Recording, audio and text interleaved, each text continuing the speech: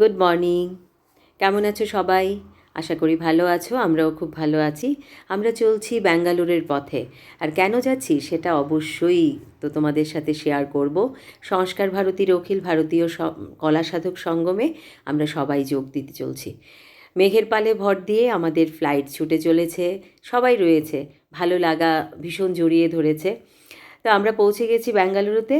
এবার ভীষণ চা খেতে ইচ্ছে করছিল, কিন্তু চা খেতে গিয়ে আমরা রাতের ডিনারটাই করে নিলাম। ভীষণ ভালো খেতে। আসলে একটা জায়গা থেকে অন্য জায়গায় এসে এই খাওয়াটা ভীষণ জরুরি। আর এগুলো একদম গ্রিন লঙ্কা, যাকে বলে ভাজা লঙ্কা। সবাই মিলে ডিনার কমপ্লিট করলাম।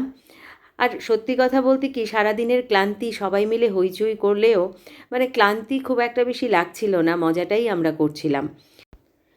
দেখতে দেখতে আমরা এবার পৌঁছে গেলাম রবিশঙ্করজির আশ্রমে। ঘড়িতে তখন 11:30।